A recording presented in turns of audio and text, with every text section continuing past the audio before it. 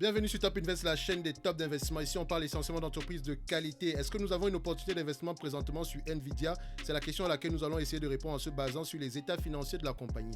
Donc, n'oubliez pas, si vous voulez investir avec conviction dans cette compagnie-ci, vous devez lire les rapports financiers. D'accord? Parce que dans les rapports financiers, vous allez trouver les éléments qualitatifs qui sont très importants également quand vous voulez prendre une décision d'investissement.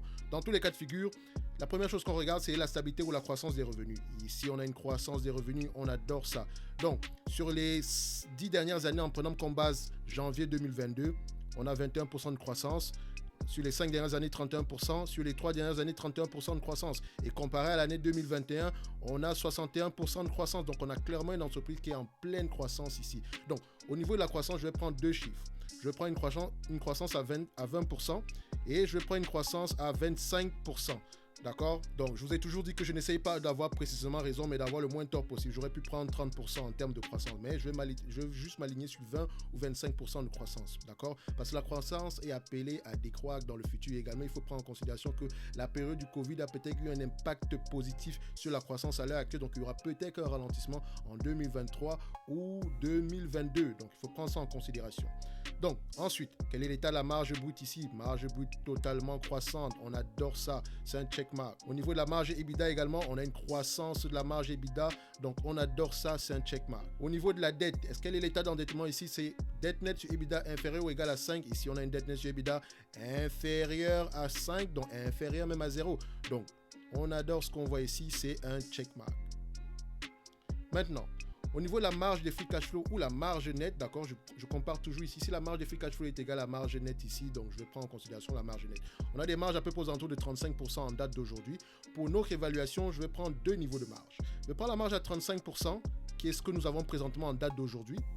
Et je vais prendre également des marges à 50%, qui est ce que le management estime que la compagnie pourrait avoir aux alentours de janvier 2026. Vous remarquez ici que ici, nous sommes en 2022, c'est à partir de ce niveau-ci.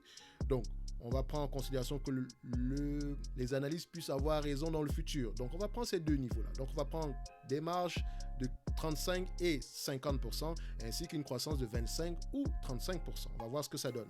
Au niveau des multiples, pour les multiples ici, la moyenne, vous pouvez remarquer, c'est 26,42. Donc, on va se dire 25. Pourquoi? Parce que je ne paye jamais plus de 25 fois. Donc, 25, c'est la moyenne ici. Donc, la valeur de l'entreprise est plutôt à ce niveau-ci. Il est tout à fait normal que ce soit un tout petit peu plus élevé ici parce que c'est une compagnie de croissance. Mais ça doit être, il faut absolument justifier cela. D'accord? En date d'aujourd'hui, on a 47 fois les bénéfices. Donc, il faut prendre ça en considération. Maintenant, au niveau de l'évaluation, qu'est-ce que ça donne? La première chose qu'on va regarder ici, les premiers éléments que j'aimerais que vous puissiez regarder, c'est premièrement, le revenu actuel, c'est 27 milliards. J'ai arrondi comme d'habitude. 27 milliards, c'est le revenu actuel. Les marges de free cash flow, 35% et 50%, c'est ce que je vais prendre tantôt. Et ici, on a une croissance de 20% et de 25%. Je vous expliquerai exactement à quel niveau la croissance intervient ainsi que les marges. Donc, pour le premier niveau ici, 25 fois, c'est le PER. Multiplié par 35% de 27 milliards. Donc, quand vous prenez 37% de 27 milliards et que vous y ajoutez directement la croissance, qu'est-ce que ça vous donne? Donc, quand on prend 35%, d'accord, de 27 milliards, ça nous donne ici un total de 9 milliards 425. Quand vous prenez le 9 milliards 425, maintenant vous le multipliez par 2,5. 2,5 pourquoi? Parce que si vous prenez 20% de croissance sur les 5 prochaines années, ça revient à multiplier le chiffre actuel par 2,5. Donc ce qui donne 23 milliards 625. Donc 23 milliards 625 ici inclut déjà une croissance de 20% sur les 5 prochaines années directement. Donc, ici, 25 fois 23 milliards 625, ça nous donne ici 590 milliards, plus ou moins la dette nette, il n'y a pas de dette ici, donc la dette nette, c'est plutôt du cash, plus le cash présentement en banque, divisé par le nombre d'actions, ça nous donne ici 239 $ l'action. Donc, si on considère que l'entreprise garde des marges de 35% avec une croissance de 20% sur les 5 prochaines années, ça revient à dire que l'entreprise en date d'aujourd'hui, la valeur est située aux alentours de 239 $ l'action. Donc, maintenant, seconde hypothèse, soyez attentifs. Pour la seconde hypothèse, qu'est-ce qu'on prend en considération? Je prends en considération des marges de 35%, d'accord? Une croissance, je dis bien une croissance des bénéfices de l'ordre, pas une croissance des revenus de 25% sur les 5 prochaines années. Ça revient à multiplier le prix par le revenu ici par 3. Donc, c'est 3,0 quelque chose. Donc, on va le dire comme ça. Donc, on va l'arrondir.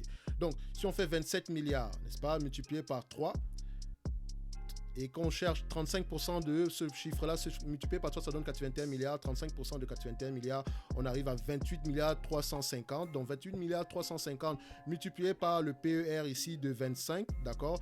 Donc par nos multiples de 25, divisé par le nombre d'actions, plus ou moins la dette ici, divisé par le nombre d'actions, ça nous donne $286 l'action. Donc $286 l'action inclut une croissance des revenus de 25% sur les 5 prochaines années, ce qui revient à multiplier le revenu actuel par 3, des marges de 35%, donc 35% de 81 milliards, d'accord, 81 milliards qui représentent la croissance de 25%, de la croissance à partir de ce chiffre-ci de 25% sur les 5 prochaines années. 35% représente 28 milliards multiplié par le PER divisé par le nombre d'actions, ça donne ici 286 dollars l'action. Ça, c'est la deuxième hypothèse. Notre troisième hypothèse, c'est ceci. On prend en considération une croissance, n'est-ce pas, de 25% sur les 5 prochaines années, d'accord, ça nous donne ici 81 milliards, d'accord, et dans ce 81 milliards là, donc ça donne 81 milliards et poussière. Donc pourquoi? Parce que quand vous prenez en considération le calcul exact, d'accord, ça vous donne ici 1,25 exposant 5, ça vous donne au total 3,05, d'accord. Si vous faites 3,05 multiplié par 27 milliards ici, vous allez avoir aux alentours un chiffre aux alentours de, disons, 82 milliards 397, d'accord. Donc 82 milliards 397, d'accord. Donc on va avoir 82 milliards 397. Donc le 82 milliards 397, 50% de ce multiplié par 0,5, donc 50% de ce chiffre-ci donne 41 milliards 200. Donc j'ai arrondi. Ça fait 41 milliards 200. Donc 41 milliards 200 multiplié par 25 fois les bénéfices, d'accord, plus ou moins la dette nette, divisé par le nombre d'actions, ça revient ici à 414 dollars l'action. Donc à ce prix-là, l'entreprise, vu qu'elle cote en date d'aujourd'hui à 265 dollars, elle serait sous-évaluée en date d'aujourd'hui. Mais attention, cette croissance-là, ce chiffre-là prend en considération, des marges de 50% qui ne sont pas encore présentes. Donc, je vous rappelle que plus vos marges sont élevées, plus la compétition aura tendance à vous attaquer au niveau du prix. Attention, donc ce n'est pas une certitude. La seule certitude que nous avons, enfin la plus grande probabilité que nous avons, c'est les marges que nous avons en date d'aujourd'hui, donc 35%. Donc si vous pensez que l'entreprise peut avoir des marges de 50%, tout en ayant une croissance des revenus de 25%, on se dira qu'elle est sous-évaluée. Mais est-ce que moi je crois ça? Je vous dirais non. Je vous dirais plutôt que c'est une entreprise qui a la capacité de pouvoir avoir des marges de 35% dans le futur. Ça, c'est possible parce qu'elle a déjà prouvé qu'elle peut le faire. Et maintenant, au niveau de la croissance des bénéfices, donc la croissance des revenus, excusez-moi, donc on peut avoir clairement une croissance ici de 25% sur les 5 prochaines années. C'est tout à fait faisable parce que par le passé, on a fait 31%. La dernière année, on a fait 61% de croissance. Mais il faut prendre en considération que l'année a également été impactée par le Covid positivement, bien sûr. Donc moi, je dirais personnellement, mon prix, c'est donc la valeur de l'entreprise va se situer à ce niveau-ci, aux alentours des 286 dollars l'action. Ça, c'est mon prix. Donc, ce qui veut dire que si moi, je vais acheter cette entreprise-ci en date d'aujourd'hui, donc si je veux investir dans cette entreprise-ci, je vais demander au moins un prix d'achat aux alentours des 200 dollars l'action. Et encore une fois, je vous rappelle que je n'essaye pas d'être très très optimiste, mais je vais rester le plus équilibré possible. Je préfère encore me tromper et ne pas acheter cette entreprise-ci que de me tromper sur la valeur de l'entreprise, donc sur la surestimer alors qu'elle ne vaut pas ça. Donc, je vais me limiter à 200 dollars, ça sera mon prix d'achat. Parce que je pense que cette entreprise, en date d'aujourd'hui, peut valoir 286 dollars l'action si on prend en considération une croissance de 25% sur les 5 prochaines années, ainsi que des marges de 35%. Donc maintenant, tout va dépendre. Si la croissance est plus élevée, la valeur sera nettement plus élevée. Si les marges sont plus élevées, la valeur sera nettement plus élevée. Mais ce que je sais aujourd'hui, c'est cette information-ci. Donc si j'achète l'entreprise en date d'aujourd'hui, je ne surpaye pas, mais je ne devrais pas m'attendre également à des revenus exceptionnels si elle respecte les marges de 35% et une croissance de 25%. Toute différence positive, donc s'il y a des revenus plus élevés ainsi que des marges plus élevées, ça sera que du bonus. Donc moi en date d'aujourd'hui, je préfère rester sur les lignes de côté et me dire que Nvidia n'est pas une entreprise pour moi en date d'aujourd'hui. Je n'ai pas le cœur aussi bien accroché que vous. Vous voyez, si quelqu'un voudrait acheter cette entreprise, il faut absolument qu'il ait les éléments qui lui permettent de penser qu'on peut atteindre le 50%. Parce que les analystes, ils le disent 50%, mais leur avis change tout le temps. tout le temps. Donc, si vous n'avez pas le document qui montre pourquoi est-ce qu'ils pensent que ça va être 50%, peut-être parce que dans cette industrie-là, dans ce secteur-là, c'est 50%, on ne peut pas s'engager vers cette voie-là. Moi, je pensais déjà 35%, c'est trop élevé, mais on va se limiter à ce niveau-là. Donc, je ne veux pas payer plus que ça. 200$, c'est mon prix d'achat par rapport à cette entreprise-ci. Ça serait mon prix d'achat. Et même à 200$, je vais un tout petit peu réfléchir, mais on peut prendre déjà ça en considération. Donc, idéalement, si les planètes s'alignent et qu'on peut avoir l'entreprise aux alentours de 150, 100$ à l'action, ce serait parfait. Donc, en date d'aujourd'hui, pour moi, Nvidia, je ne dirais pas que ça ne représente pas une opportunité d'investissement, mais il faut absolument être extrêmement optimiste et avoir les éléments quantitatifs et qualitatifs qui vous permettent de penser que cette entreprise peut valoir bien plus que 286$ l'action.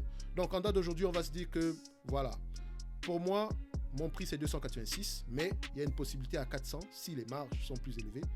Donc, Nvidia, moi je me mets sur les lignes de côté, je la mets dans ma watchlist, mon prix d'achat 200$ et je reste attentif. Quelqu'un d'autre pourra avoir un raisonnement tout à fait contraire et j'apprécie cela. Et s'il vous plaît, laissez-moi en commentaire ce que vous pensez par rapport à cette compagnie-là. Surtout ceux qui l'achètent à ce prix-ci. Qu'est-ce que vous voyez que nous on ne voit pas présentement au niveau des chiffres?